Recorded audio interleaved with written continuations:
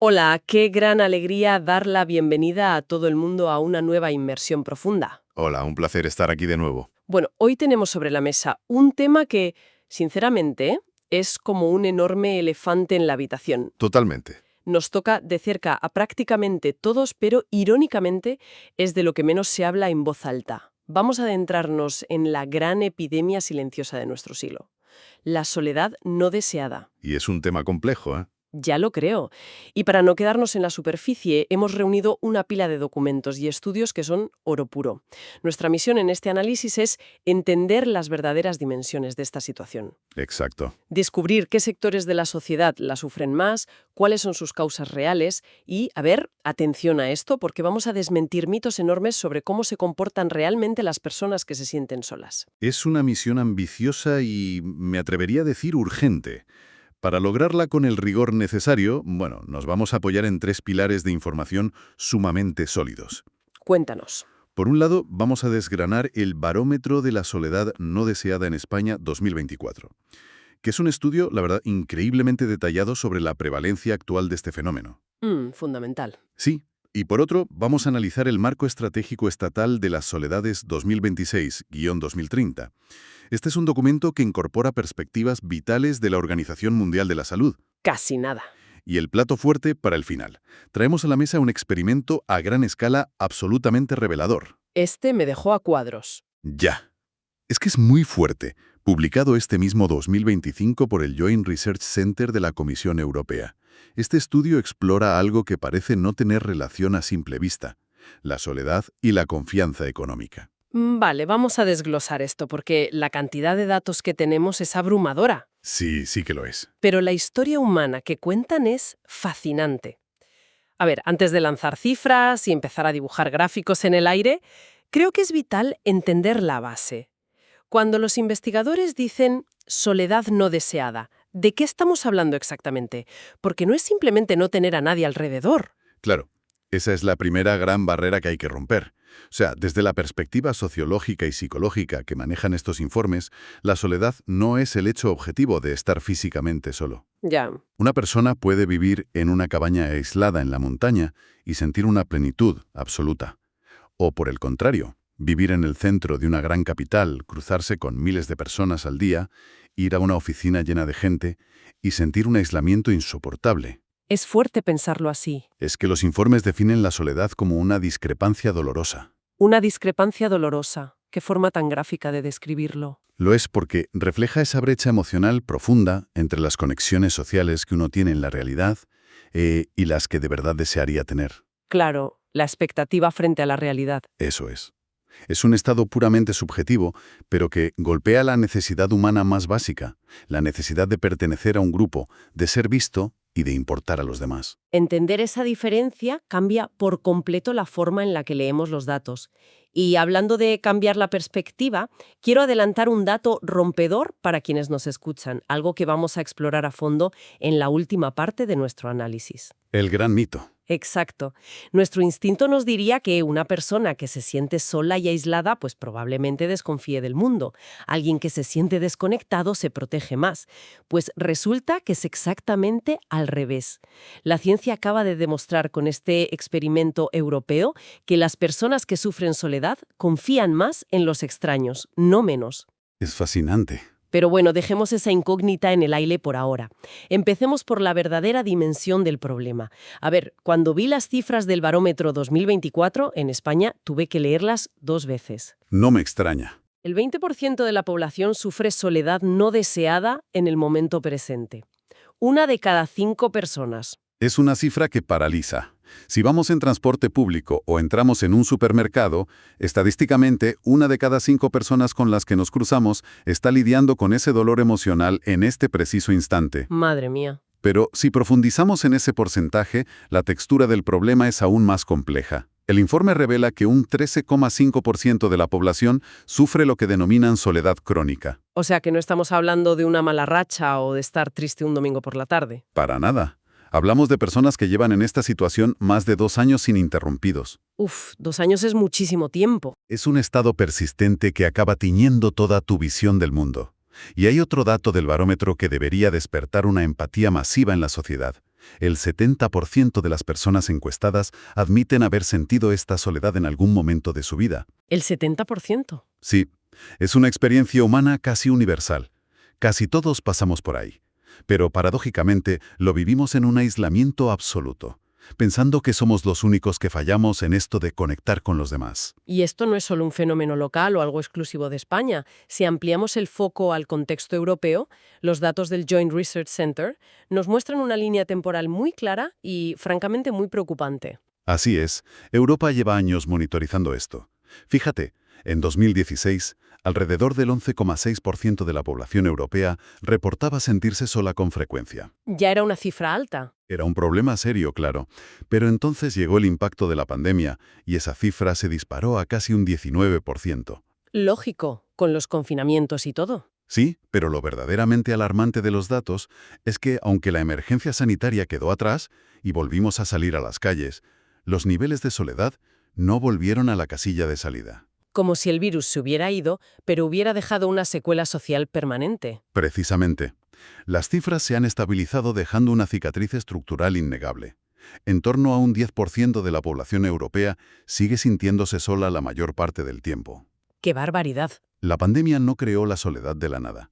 Actuó como un acelerador y destapó vulnerabilidades y falta de redes de apoyo que ya estaban ahí, latentes. Y cuando intentamos ponerle rostro a estas estadísticas, aquí es donde nuestra intuición nos vuelve a fallar estrepitosamente. Y preguntamos a cualquier viandante quién sufre más soledad, la respuesta automática va a ser las personas mayores. Sin dudarlo. Tenemos esa imagen grabada a fuego.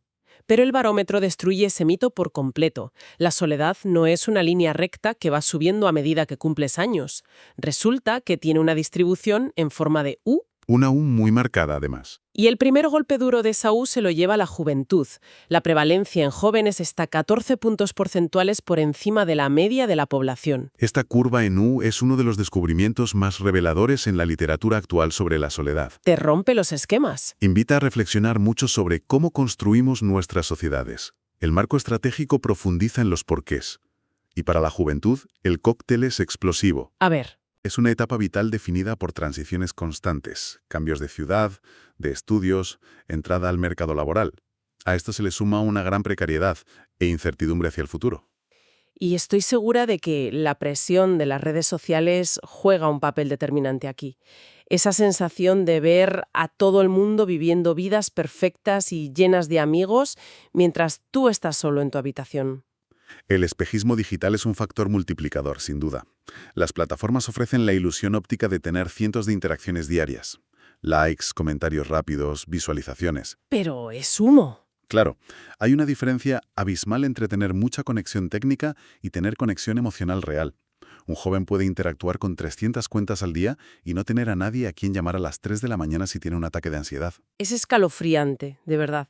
Y siguiendo con esa forma de U, los datos muestran que esta epidemia desciende durante la edad adulta media, digamos entre los 55 y los 74 años, donde parece que la gente está más asentada socialmente. Sí, es el valle de la curva. Pero luego vuelve a subir drásticamente a partir de los 75 años, rozando de nuevo el 20%. ¿Qué pasa en ese extremo de la curva? En la vejez, los detonantes cambian por completo. Ya no es una soledad por falta de expectativas o inestabilidad vital como en los jóvenes, sino por pérdidas tangibles. Las pérdidas, claro. Hablamos de la jubilación, que muchas veces corta de raíz la principal o única red de socialización diaria de una persona. Hablamos del deterioro de la salud física, que limita la movilidad. Si no puedes bajar las escaleras de tu edificio, tu mundo se reduce a las paredes de tu casa. Exactamente. Y por supuesto, la pérdida progresiva de amistades, familiares y parejas es una contracción involuntaria e implacable del círculo social. Y analizando ese mismo mapa demográfico, hay una brecha que no podemos pasar por alto, que es la brecha de género. Los números son muy claros. Las mujeres sufren más soledad no deseada que los hombres, un 21,8% frente a un 18%. Es una diferencia muy notable, pero el dato clave aquí es que esta brecha no es uniforme a lo largo de toda la vida. Se dispara enormemente a partir de los 55 años. Ah, vale. Y el análisis nos advierte de que no caigamos en el cliché de pensar que es por una cuestión de predisposición emocional o algo así. Es puramente estructural. ¿Te refieres a que las mujeres viven más tiempo y por tanto se quedan más solas? Esa es una parte. Tienen mayor esperanza de vida, lo que estadísticamente se traduce en mayores tasas de viudedad. Lógico. Pero el factor más duro es económico. Existe una brecha abismal en las pensiones. Esto deja a muchísimas mujeres mayores en una situación de vulnerabilidad económica importante. Y la soledad y la escasez económica, como subrayan los informes, son compañeras de viaje casi inseparables. Me alegra que saques ese tema, porque nos lleva directamente a explorar las causas y los factores de riesgo reales. La soledad no ocurre en el vacío, no es un castigo aleatorio. Para nada. Hay una cita en el marco estratégico, recogida del testimonio de una persona migrante, que es de una crudeza tremenda.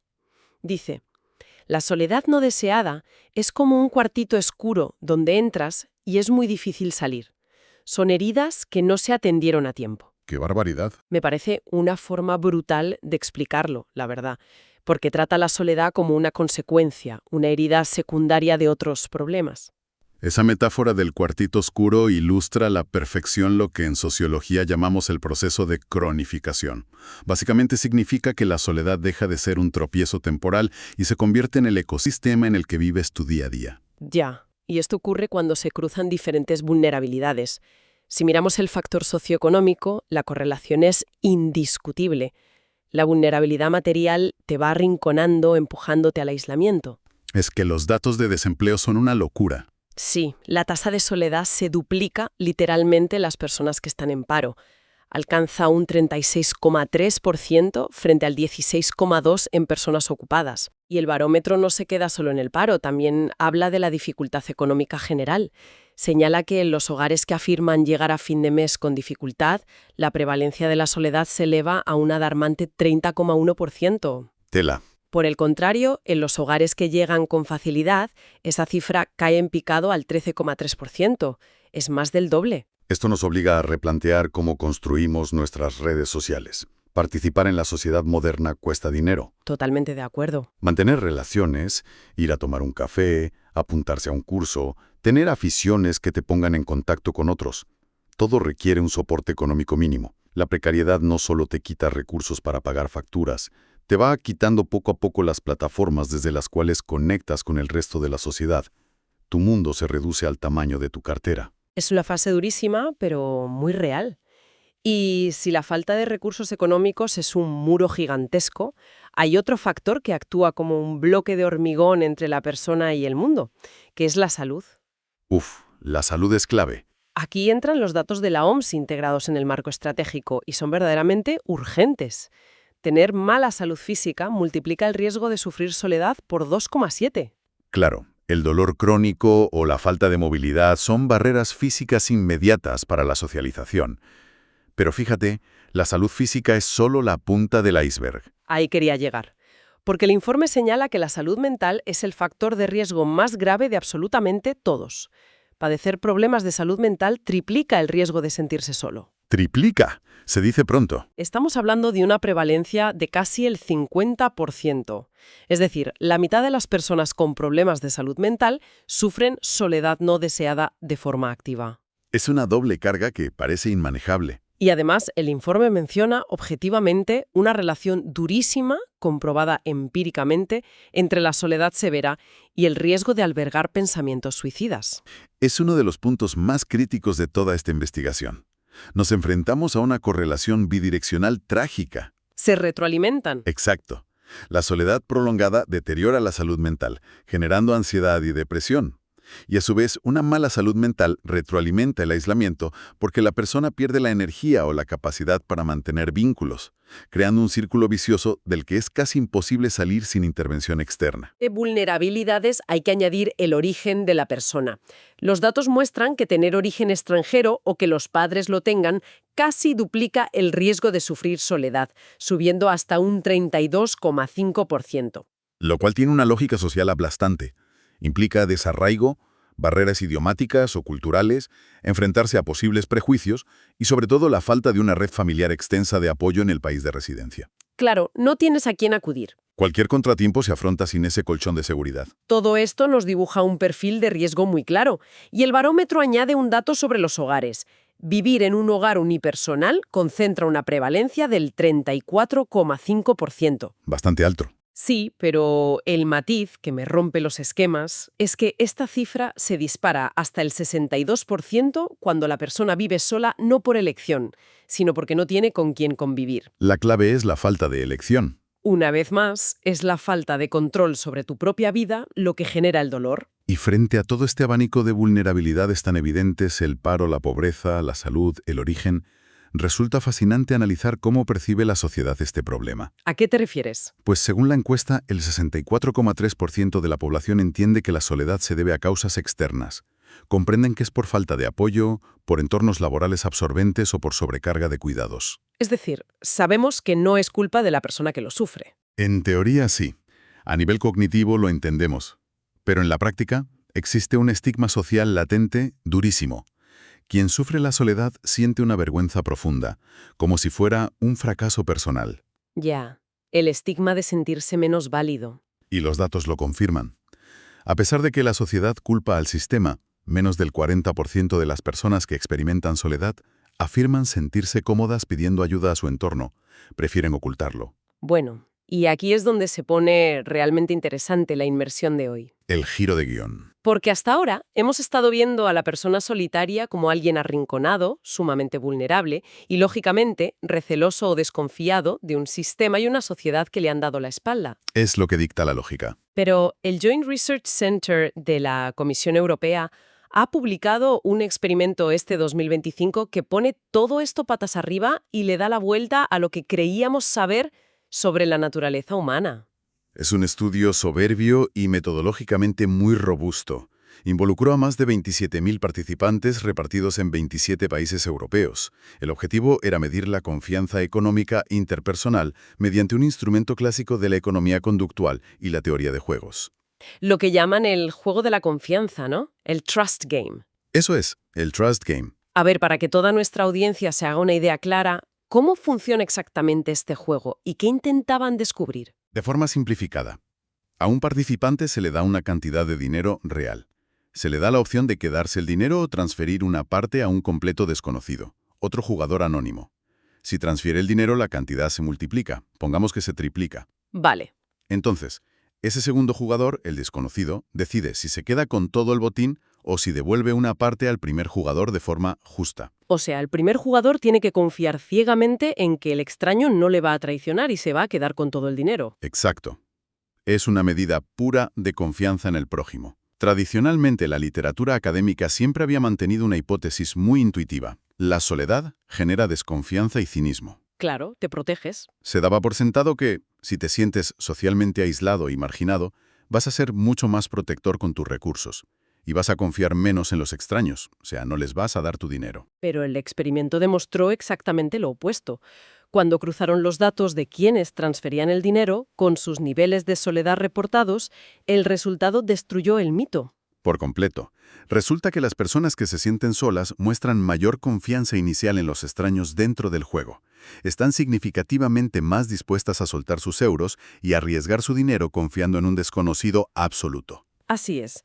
¿Cómo explican los investigadores este comportamiento que parece tan irracional? El análisis del comportamiento humano que subyace a esta decisión es probablemente la parte más hermosa del estudio. Los investigadores indagaron y comprobaron que no es que las personas solitarias sean más ingenuas, ni que de repente tengan un optimismo desmedido y calculen que van a ganar más dinero. No es una estrategia financiera. No, saben perfectamente que pueden perderlo todo. Entonces, ¿por qué lo hacen? Porque tienen una mayor disposición a asumir el riesgo social. ¿El riesgo social? Sí, para una persona que está experimentando ese dolor de la soledad prolongada, el anhelo de reconectar es tan intenso que están dispuestos a pagar un precio por ello. ¡Qué fuerte! La posibilidad, por ínfima que sea, de establecer un vínculo positivo, de generar una interacción de reciprocidad con otro ser humano, supera con creces el miedo a la decepción o el apego a perder un beneficio económico. Madre mía. Utilizan la confianza como una herramienta, casi como una bengala de auxilio, para intentar iniciar una interacción social. Es de una valentía conmovedora. En lugar de quedarse encerrados en ese cuartito oscuro protegiendo lo poco que tienen, prefieren arriesgarse a que les fallen de nuevo antes que rendirse y no intentar establecer una conexión. Es un salto de fe constante. Me parece fascinante. Pero es que el estudio no termina ahí. Tiene una segunda fase, otra cara de la moneda que me parece igual de potente y tiene que ver con cómo reaccionamos nosotros, el resto de la sociedad. ¿Qué ocurre cuando alguien sabe que va a interactuar con una persona que se siente sola? Este es el segundo gran descubrimiento. En una fase posterior del experimento, modificaron las reglas. Informaron explícitamente a un grupo de participantes que el jugador anónimo con el que iban a interactuar había reportado sufrir altos niveles de soledad. Les quitaron el anonimato emocional, por así decirlo. Exactamente. Al saber esto, el comportamiento económico y social de la contraparte cambió radicalmente. Y hacia lo positivo. ¿En serio? Los participantes trataban a la persona solitaria de una manera mucho más beneficiosa a lo largo de todo el juego. Eran más propensos a confiar su propio dinero en ellos y, cuando les tocaba devolver el dinero multiplicado, se comportaban de forma mucho más justa y digna de confianza. ¿Y esto lo hacían por algún tipo de cálculo estratégico o por lástima? Los investigadores lo midieron y demostraron que no. No lo hacían por sacar ventaja ni por condescendencia, sino por un genuino impulso de empatía y prosocialidad. Al saber que el otro sufría soledad, se activaba un resorte de solidaridad humana instintiva. ¡Qué maravilla! ¿Y qué significa todo esto a nivel institucional o práctico? Porque parece que le da la vuelta a cómo deberíamos tratar el problema a gran escala. Significa un cambio de paradigma total. La conclusión principal del Joint Research Center es que las organizaciones, los gobiernos y la sociedad civil no deben ver la soledad simplemente como un agujero negro que devora el capital social y destruye la confianza cívica. Sino todo lo contrario. Todo lo contrario. Debemos reconocerla como lo que es. Un estado emocional doloroso pero temporal, del que las personas están deseando salir y para el cual están dispuestas a arriesgarse. Además, demuestra científicamente que dar visibilidad a la soledad y hablar de ella abiertamente no provoca rechazo social, sino que fomenta una empatía medible y ayuda a reconectar el tejido de la comunidad. Es un giro de guión esperanzador para un tema tan duro.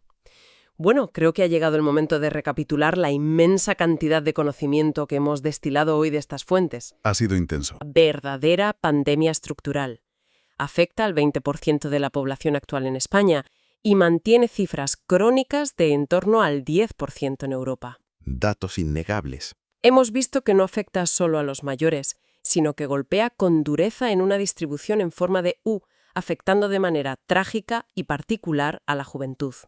Y ha quedado clarísimo a través de las causas de riesgo que no es un defecto de carácter, no es un fallo en la personalidad de nadie, sino el resultado de un cruce de vulnerabilidades sociales. El desempleo, la pobreza, el deterioro de la salud física. Los gravísimos problemas de salud mental o el hecho de enfrentarse a la vida desde un origen extranjero o un hogar unipersonal no deseado. Si hay una lección fundamental que cualquiera que nos escuche debería llevarse de todo este material, estoy seguro de que es la necesidad de cambiar nuestra mirada. La soledad no es un problema individual, invisible, que debe esconderse bajo la alfombra.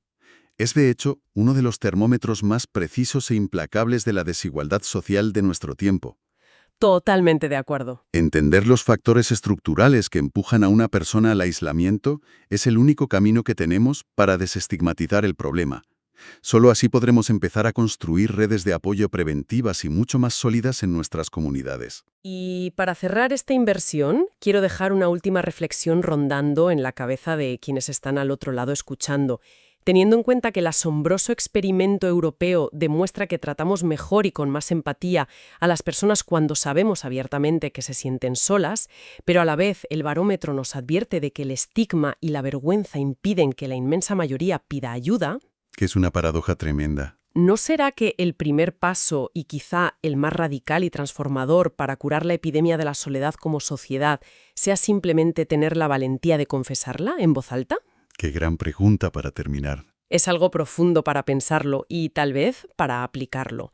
Muchísimas gracias a todas las personas que nos han acompañado hoy en este análisis. Mantengan esa curiosidad siempre despierta y nos encontramos en la próxima inmersión profunda. ¡Hasta pronto!